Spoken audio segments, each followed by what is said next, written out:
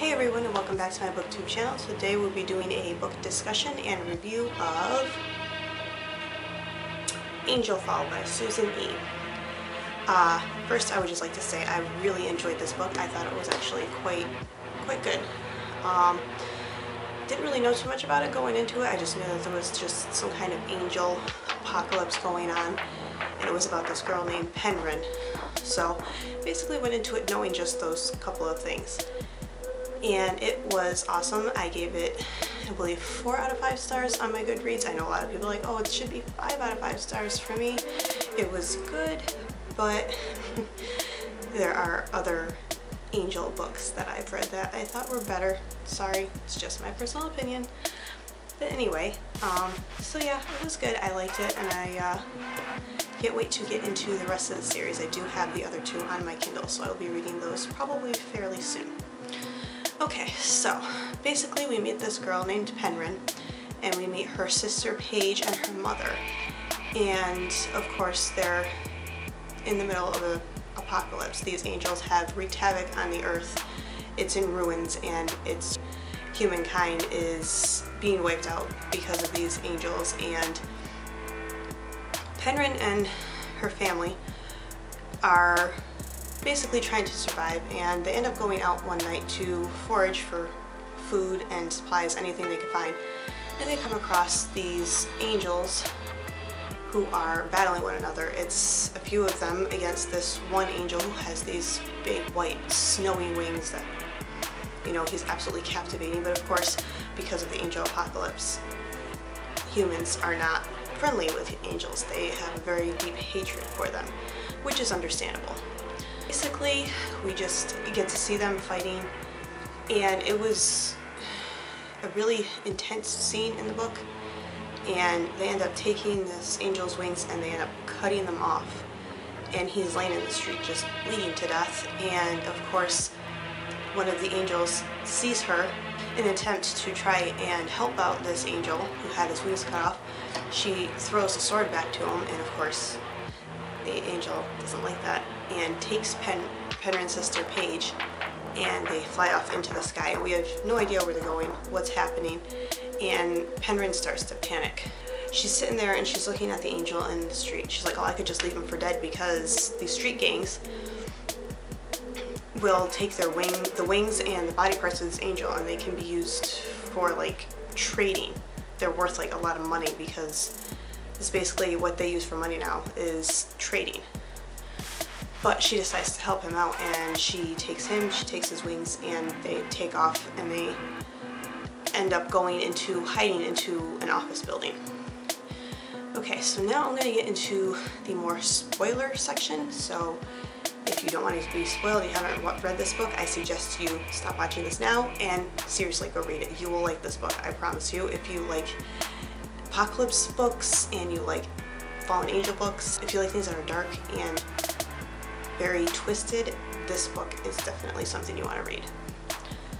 Okay, so we get into this, and of course there are so many quotes in this book that I highlighted that I thought were actually pretty good. One part when they're out foraging for supplies before they end up running into the angels, there's this part that says, "But the thing that really convinces me that the apocalypse is here is the crunching of smartphones under my feet. Nothing short of the end of the world would get our eco-conscious techies to toss their latest gadgets onto the street." So obviously there's no technology. That's basically been wiped out. So anyway, they go into this office building. I've seen other reviews and everybody could call him Raph, but there's one part in the book that I remember where Penryn says Raffy. Kind of sounds like raw feet. So I think Raffy makes more sense than Raph. I don't know. I think that's what the author was going for with that. I could be wrong. So I call him Raffy. And she ends up bringing him into this little office, and he pretty much just passes out for days. He's sleeping because he's trying to heal himself. And then finally, when he's back up and about, Penryn will sit there and question him, like, you know, what's going on with the angels? Where they take my sister? I want to know. And of course, he's not giving her any information. And then she finds this body sitting in the hallway of the entrance of this office building, and of course it's what she says the work of her mother. Now we find out in the beginning of the book that her mother is a paranoid schizophrenic, so she is very much not there.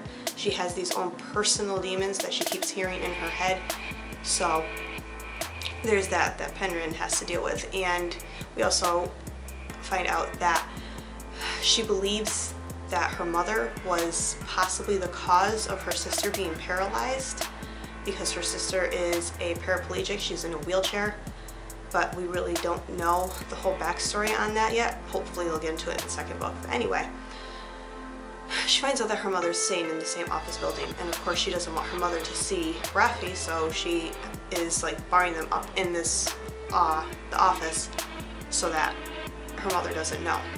There was this street gang that came in, and they were basically looking for food and whatnot, and they run into Raffi and Penryn, and he tells her to run, pushes her out the window. She comes back around, takes his wings, and tries to make it look like she's the angel. And I thought that part was pretty comical because they're big wings, large wingspan. How are you going to hold those up without it looking fake? And of course it doesn't work.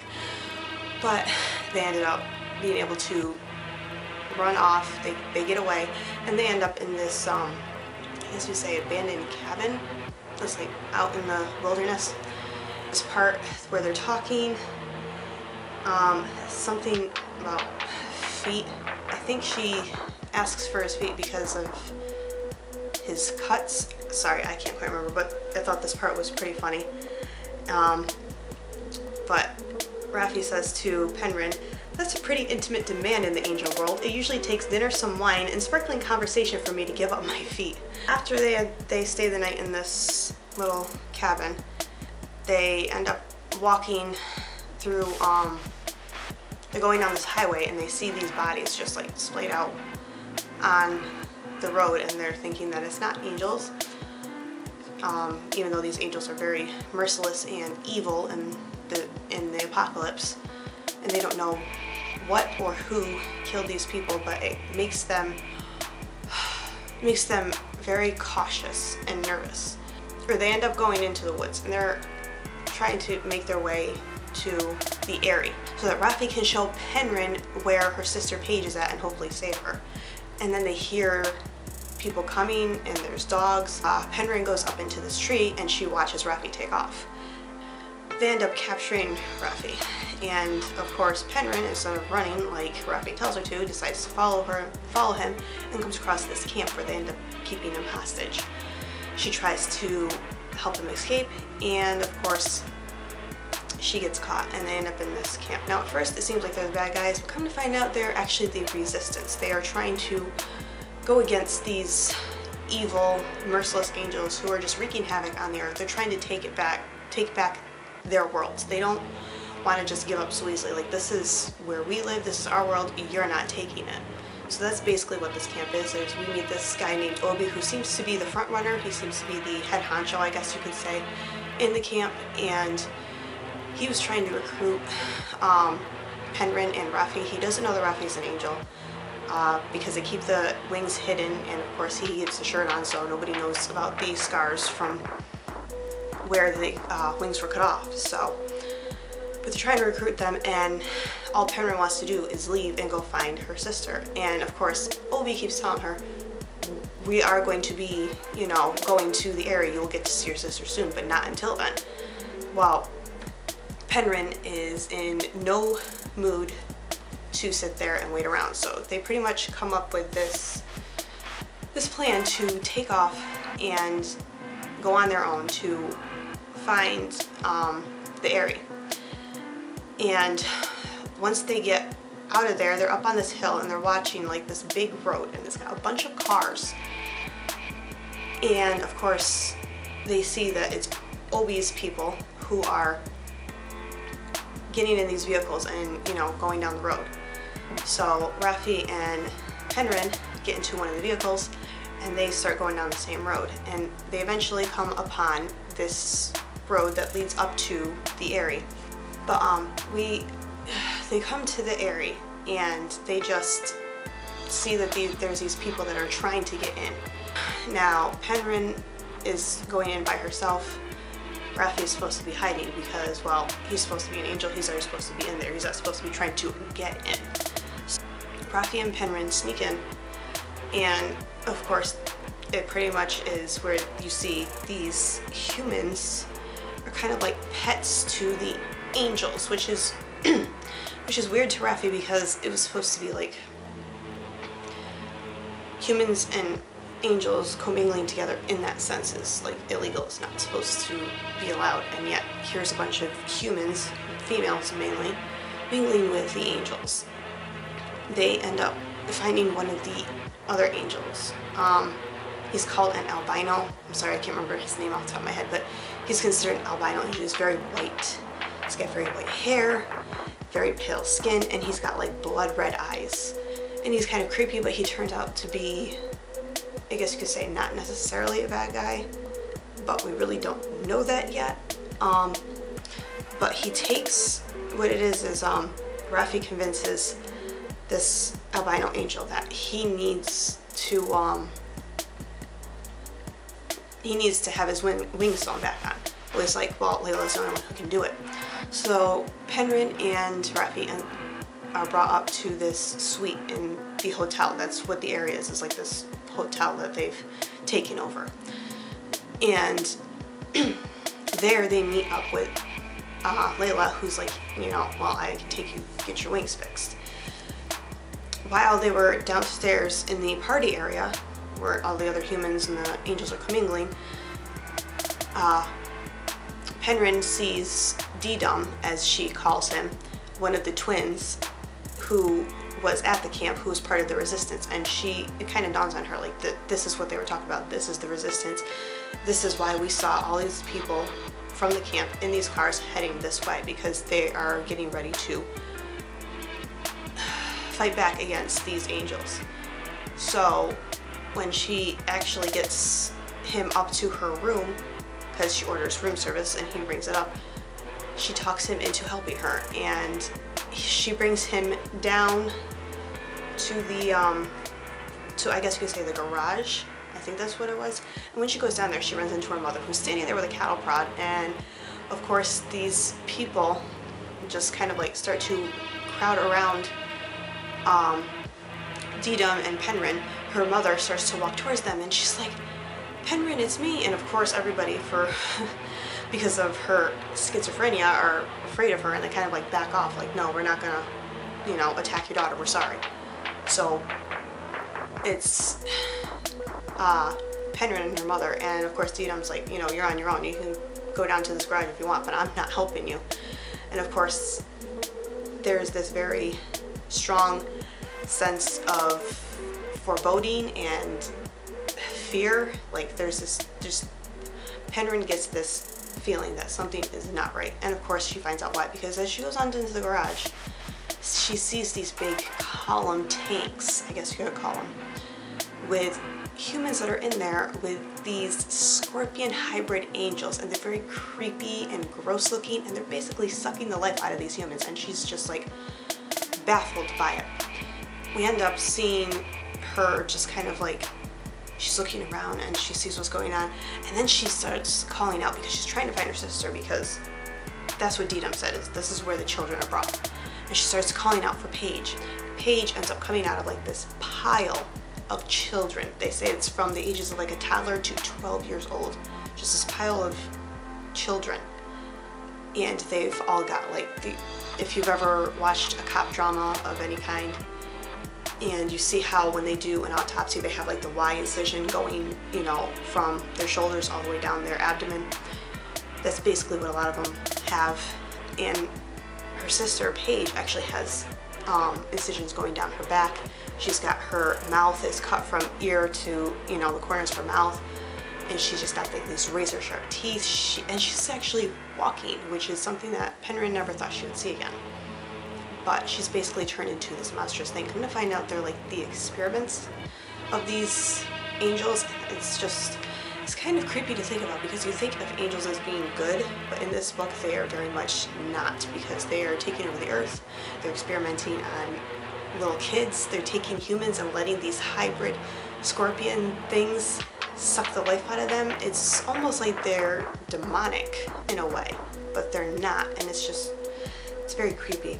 Okay, when they're trying to escape, because Penryn takes Paige and they're gonna leave, and then there's this angel in a lab coat that is trying to stop them. And he's like, you're not gonna leave, that's not gonna happen. And of course, Penryn starts fighting this scientist angel lab coat, I don't know what you want to call him, but she ends up fighting him, and he ends up attacking her, and it looks like she's gonna lose, but then Paige basically jumps on him, and she's using her teeth to like tear at this angel, and it's gross, but at the same time kind of cool. And Penryn ends up taking the angel sword, which she's had for a while because she's had to hold on to it for Raffi. She ends up taking it, and she's gonna kill this guy, and she says, I've never killed anyone before. What frightens me isn't that I'm killing someone. What frightens me is how easy it is. And it's basically just one of those things where if you think about it, in this situation it probably wouldn't be very difficult. It depends on the situation. So, and it says, the blade cuts through him as though he is nothing but a rotten piece of fruit. I feel no sympathetic sensation of a soul or a life of essence leaving. There is no guilt or shock or grief as the life that was and the person I have become. There's only the stilling of the trembling flesh and the slow exhalation of his last breath. So she basically describes what it was like to kill him, and of course, because he's an angel, not a human, it just doesn't feel, she doesn't feel as guilty about it, but at the same time, like I said, in her situation, who can blame her?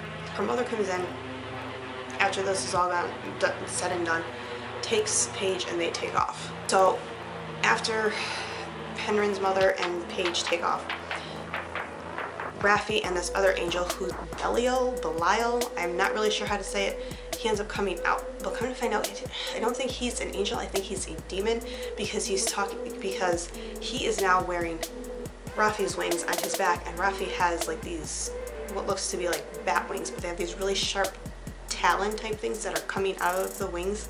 There's this fight between the two of them, and Raffi ends up taking the wing that is his on Belial's back and just kind of pulls it, and it's just hanging there with stitches, and he ends up taking off, getting away. And during the fight, one of these scorpion hybrids ends up coming over to Penryn and putting its stinger into her neck, and it basically paralyzes her. Like, she's still alive, she can see everything that's going on, but she literally cannot move. Like, her eyeballs are even frozen still. And of course, Raffi thinks that she's dead. But as the end of the book goes through, we are still reading the book from Penryn's point of view, so she's still alive, but nobody knows that. And she slowly but surely starts to regain mobility and being able to move. And it's basically where we are left in the end of the book. We don't know what's going to happen, but that's basically the end of the book. It was amazing, it was awesome, it was very kick-ass. I absolutely love the fact that Penryn can, you know, fight and defend herself. Don't get me wrong, I love the whole damsel in distress in books at times, but at the same time, I like these strong lead female characters who can take care of themselves. I still am currently reading Daughter of Smoke and Bone. I am about, I'd say about 65, 70% of the way through. Getting pretty close to the end. Of course, I'm listening to it on audiobooks, so kind of have to find the time to do that, and sometimes there are a lot of distractions around me, and it makes it difficult. But I will be putting up I think I might be doing just a regular review on Goodreads. I don't think I'm going to do a video review for it, so if you are interested in the review for Daughter of Smoke and Bone, when I do put it up on Goodreads, I will mention it in whatever next video that I make so that you know, so you can go read it.